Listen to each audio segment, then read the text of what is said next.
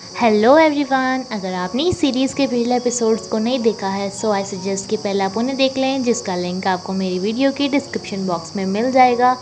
And अगर आपको मेरी वीडियो अच्छी लगे देन प्लीज़ लाइक करेगा एंड मेरे चैनल को सब्सक्राइब करेगा।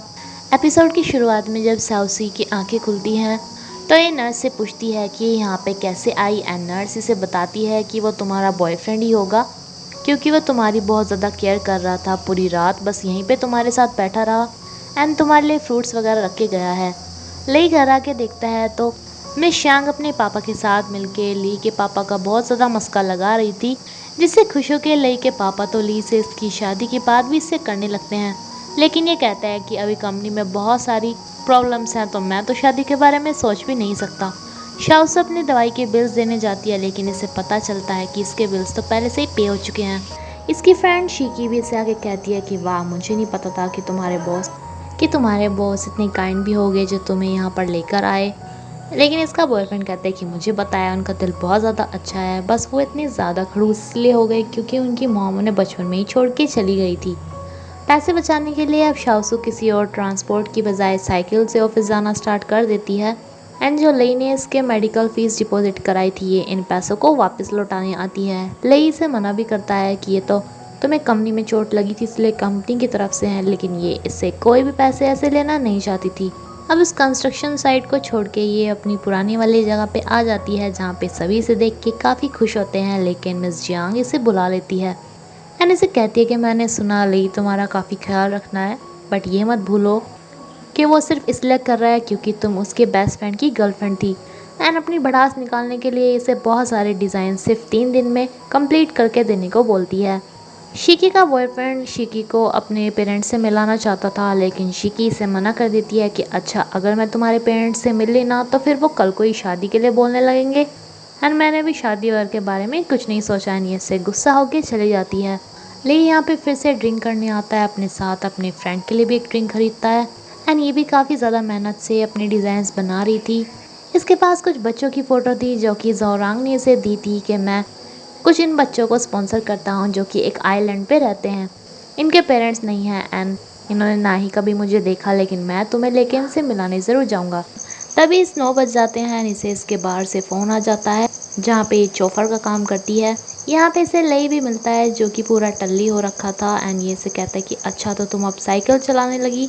ये इसे इग्नोर करके अपने कस्टमर को फ़ोन लगाती है जिसे इसे सर्विस देनी थी, बट इसे पता चलता है कि वो तो लई ही है जिसे कि शाओसू को सर्विस देनी थी इसे घर तक छोड़ के आने के लिए। लेकिन ये मना कर देती है कि नहीं, मैं तुम्हारे साथ कंफर्टेबल नहीं हूँ। बट ली से कहता है कि नहीं, हम दोनों एक दूसरे को पहले से जानते हैं तो इससे अच्छी और क्या बात होगी। एंड ये इसे लेके बैठ लेता है, जो कि अब नशे में से बोल रहा था कि तुम्हारे जैसी प्रिटी ड्राइवर्स काफ़ी कम देखने को मिलती हैं।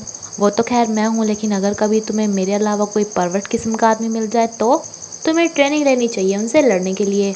जाओसू को इतनी महंगी गाड़ी नहीं चलानी आती थी, इसलिए इससे थोड़ा सा एक्सीडेंट हो जाता है, जिस पे रोने लगती है कि अब इसे इस कार के पैसे भी इसे देने पड़ेंगे, लेकिन इतने पैसे इसके पास नहीं थे। लेकिन लई से कहता है कि रो क्यों रही हो, मैंने तुमसे कहा है क्या कि तुम मुझे पैसे दो, नहीं ना। एंड तुम इतनी ज़्यादा भागदौड़ क्यों करती हो हमेशा पैसे के पीछे, क्या सिर्फ उस घर के लिए। जाओसू से कहती है कि हाँ, क्योंकि जाओरांग मेरे लिए सिर्फ वो घर ही छोड़ के गया है जो कि मुझे किसी भी हालत में लेना है। नेक्स्ट डे मिस जियांग अपनी भड़ास उतारने के लिए इसे अपने कुछ कस्टमर्स के पास लेकर जाती है, जहाँ पे इनमें से एक शाओसू को टोस्ट करने को बोलता है। इसे यहाँ पर ड्रिंक पीनी पड़ती है एंड बाद में सभी बोलने लगते हैं कि अब हमें भी एक एक टोस्ट करो एंड इसे यहाँ पे सबके लिए ड्रिंक पीनी पड़ती है, जिसके बाद इसका काफ़ी ज़्यादा बुरा हाल हो गया था। एंड यहीं पर ही इसकी मुलाकात लई से हो जाती है, जो कि अपने बिजनेस के काम से यहीं पर ही आया हुआ था, वो भी शुयान के साथ। शुयान साउसी के हालचाल पूछता है तो लई से कहता है कि क्या तुम दोनों एक दूसरे को जानते हो। शुयान से बताता है कि हाँ, ये ना मेरी क्लासमेट थी। इतने में ही मिस जियांग आके लई को कहती है कि देखो ना, मैं तुम्हारी कंपनी की सेल्स बढ़ाने के लिए कितनी ज़्यादा मेहनत कर रही हूँ। एंड शाओसू कहती है कि तुम यहाँ पे क्या कर रही हो, चलो सब तुम्हारे टोस्ट का इंतज़ार कर रहे हैं। लई मिस जियांग को कहता है कि उन कस्टमर को खुश करने के चक्कर में ज़्यादा ड्रिंक मत कर लेना, लेकिन ये बात ये इसे नहीं शाओसू को बोल रहा था। इवेंट के ख़त्म होने पे मिस जियांग इसे यहीं पर ही छोड़कर चली जाती हैं, जो कि कोई टैक्सी वगैरह भी नहीं लेना चाहती थी जिसमें कि इसके पैसे खर्च होते, इसलिए ये पैदल ही जा रही थी। लेकिन लई आके इसे लिफ्ट देने लगता है। ये नशे में से बोलने लगती है कि तुम्हें पता है तुम ना बहुत ज़्यादा खड़ूस एनोइंग हो। एन ऐसी बहुत सारी बकवास करके सो जाती है, लेकिन लई इसे उठाने के बजाय बस यहीं पर ही बैठा रहता है। एन जब इसकी आंखें खुलने पे यहाँ से जाती है तो ये इससे पूछता है कि तुमने मुझे ये तो बताया ही नहीं कि तुमने अचानक से ज़ाओरांग के साथ ब्रेकअप क्यों कर लिया था। लेकिन शाओसू से बिना बताए ही यहाँ से चली जाती है। कंपनी में ही शाओसू की मुलाकात फिर से लई एंड शुयान के साथ होती है। एंड शुयान को देखकर ये यहाँ से जा रही थी, लेकिन लई से कहता है कि लिफ्ट उस तरफ नहीं इस तरफ है, क्या तुम्हें मेरे साथ लिफ्ट में जाने से डर लगता है। ये सब देख के जियांग भी बिना किसी काम से उनके साथ ही लिफ्ट में जाने लगती है। एंड लई से पूछती है कि रात मैंने तुम्हारे पास इतनी सारी कॉल्स की, तुम कहाँ पे बिजी थे। ये से कहता है कि मैं शाओसी को उसके घर पे छोड़ने के लिए गया था, तो मैं इस काम में बिजी था। तभी यहाँ पे छोटा सा एक्सीडेंट हो जाता है जहाँ पे शाओसी इससे बिल्कुल चिपक जाती है। लेकिन मिस जियांग इसे कहती है कि ये कुछ ज़्यादा ही नहीं हो रहा। शाओसी को ये सारे डिज़ाइंस भी बनाने थे, साथ में इसे पैसे भी बचाने थे, जिसे इतनी मेहनत करते हुए ऊपर से लई भी देख रहा था एंड रात को बार में काम भी करना था। इस सब से बहुत ज़्यादा थक गई थी, लेकिन अब भी इसके पास घर खरीदने के लिए इतने पैसे चाहिए थे, उससे आधे भी नहीं हुए थे एंड इसकी हिम्मत टूट जाती है। शुयान लई के लिए एक प्रपोजल लेके आया था, लई इससे मना कर देता है, जिसके बाद यही प्रपोजल मिस्टर जियांग लई के पापा के पास लेके आते हैं, क्योंकि इन्हें पता था कि लई अपने पापा की बात को बिल्कुल भी नहीं टालेगा। अब इस बारे में जब ये लई से बात करते हैं तो लई इन्हें साफ मना कर देता है एंड कहता है कि आपको किसी पे भरोसा नहीं करना चाहिए। इसके पापा इसे कहते हैं कि तुम ऐसा इसलिए हो ना क्योंकि तुम्हारी मॉम तुम्हें छोड़ के चली गई थी, लेकिन इसमें उसके साथ साथ मेरी भी गलती थी। लेकिन लई अपनी मॉम के बारे में कोई भी बात करना नहीं चाहता था। आज ज़ाओरांग का बर्थडे होता है, जहाँ पे जाने के लिए लई भी अपनी सारी मीटिंग्स कैंसिल कर देता है, लेकिन यहाँ पे आके ये देखता है कि शाओसी इससे बोल रही थी कि मेरी ही गलती थी, मुझे तुम्हारी मॉम की बात को मान के तुमसे ब्रेकअप नहीं करना चाहिए था। वो सब कुछ तो तुम्हारी मॉम और मेरे पापा के बीच में था, हमारी इसमें क्या गलती थी। एंड मैं सोच रही थी कि मैं तुम्हारा वो घर जिसके बारे में हमने बहुत सारे सपने सोचे थे उसे लेकर ही रहूँगी, लेकिन अब मेरी हिम्मत बहुत ज़्यादा टूट चुकी है। मैंने बहुत ज़्यादा मेहनत की, लेकिन मैं बहुत ज़्यादा थक चुकी हूँ। आई एम सॉरी कि मैं हमारा वो घर वापस नहीं ले पाई। ये सब कुछ लई ने तो सुन ही लिया था एंड नेक्स्ट डे ये आके इसके पास अपना डिज़ाइन दे देती है, बिकॉज इसने कहा था कि अगर ये शर्त आ गई तो ये डिज़ाइन दे देगी। लई इसे कहता भी है कि तुमने तो मुझसे शर्त लगाई थी कि तुम ज़रूर पैसे इकट्ठे करोगी, तो इतनी जल्दी हार मान ली। लेकिन ये इसे बिना कुछ बोले यहाँ से चली जाती है। लेकिन घर आने पे इसे उसी घर की चाबी एंड साथ में इसका रिज़ाइन लेटर वापस आ जाता है, जो कि लई ने भिजवाया था।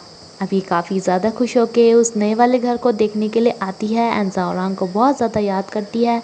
जिन बच्चों को ज़ाओरांग स्पॉन्सर करता था उन बच्चों के भी ज़ाओरांग के बर्थडे पे उसे गिफ्ट्स आते हैं, जिनमें लिखा था कि ज़ाओरांग उनसे मिलने कब आएगा। ना ये इस नए घर के लिए थैंक्स बोलने के लिए लई को लंच के लिए इनवाइट करती है, जहाँ पे वेट्रेस इसे कहती है कि अब की बार ज़ाओरांग नहीं आए, तो ये इन्हें बोलती है कि वो ना अपने हॉस्पिटल में बहुत ज़्यादा बिजी हैं। शाओसू आदत से मजबूर वही खाना ऑर्डर कर देती है जो कि ज़ाओरांग एंड ये खाया करते थे, जबकि ये खाना लई को बिल्कुल अच्छा नहीं लग रहा था, बट फिर भी ये खा रहा था। तो ये इसे सॉरी बोलती है एंड ये काफ़ी ज़्यादा सैड थी, जिसे कि लई भी नोटिस कर रहा था। नाउ ये अपने असल मुद्दे पे आती है एंड इसे कहती है कि क्या तुम उन बच्चों से मिलने के लिए उस आइलैंड पे चलोगे। उन्होंने ज़ाओरांग को कभी भी नहीं देखा, तो उन्हें पता नहीं चलेगा कि तुम लई हो। इसे कहता है कि मैं कंपनी के काम में बहुत ज़्यादा बिजी हूँ, उन बच्चों की हेल्प करने के लिए मैं पैसे भिजवा सकता हूँ। शाओस से कहती है कि पैसे से हर चीज़ नहीं खरीदी जा सकती, बट ये फिर भी यहाँ से चला जाता है। शाओस ने इसके लिए टिकट भी बुक की थी एंड अब इसका ध्यान कंपनी के काम से ज़्यादा घड़ी की सुइयों की तरफ था, क्योंकि टाइम होता ही जा रहा था, इसलिए ये शिप में बैठने के लिए चल देता है। शाओसू भी इसी का ही वेट कर रही थी, जो कि अब सोच लेती है कि शायद वो नहीं आएगा, लेकिन ये एकदम से यहाँ पे आ जाता है। इससे पूछती है कि अब क्यों तुम आए, तो ये कहता है कि एक टिकट वेस्ट हो जाता ना, इसलिए। नाउ ये इन बच्चों से जाके मिलते हैं। बच्चे इसे ज़ाओरांग समझते हैं एंड इनका टीचर इसे बताता है कि इनमें से कुछ बच्चों के पेरेंट्स तो समुद्र में ही गुम हो जाते हैं, लेकिन हमने नहीं बोल रखा है कि वो तो शहरों में काम करने के लिए गए हैं। रात को इन दोनों को इस स्कूल के ही एक रूम में सोने के लिए बोल दिया जाता है।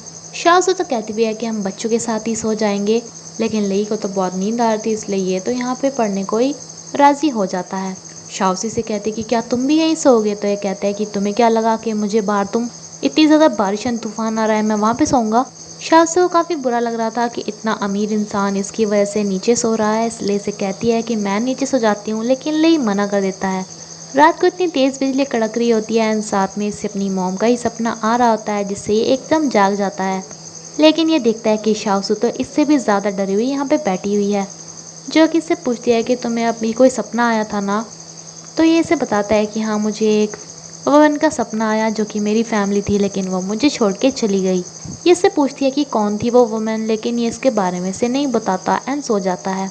यहाँ पे एक बच्चे के पापा को हार्ट डिसीज़ थी, तो उसका टीचर ले को डॉक्टर समझ के इसे बुला लेता है। ये अपने आप तो डॉक्टर था ही नहीं, इसलिए इसे किसी दूसरे डॉक्टर के पास लेके जाता है, जो इन्हें बताता है कि यहाँ पे इसका इलाज नहीं है, इसे शहर ले जाना पड़ेगा। इसलिए ले इन्हें शहर जाने के पैसे देता है एंड इससे पूछता है कि इस बच्चे की मॉम कहाँ पे है। तो ये टीचर से बताता है कि इसकी मॉम 2 साल पहले शहर में काम करने के लिए गई थी, क्योंकि इसके पापा की तबीयत ठीक नहीं थी, लेकिन वो वहाँ से वापस ही नहीं आई, जिन्हें शायद कुछ ज़्यादा ही अच्छा लग गया होगा। अब तो ले को इस बच्चे के साथ और ज़्यादा हमदर्दी हो जाती है, बिकॉज इसकी खुद की मॉम भी इसे छोड़ के गई थी एंड इस बच्चे की भी। एंड इसी के साथ ये एपिसोड यहीं पे ख़त्म होता है फ्रेंड्स। अगर आपको ये वीडियो अच्छी लगी हो तो प्लीज़ लाइक करेगा। Thank you.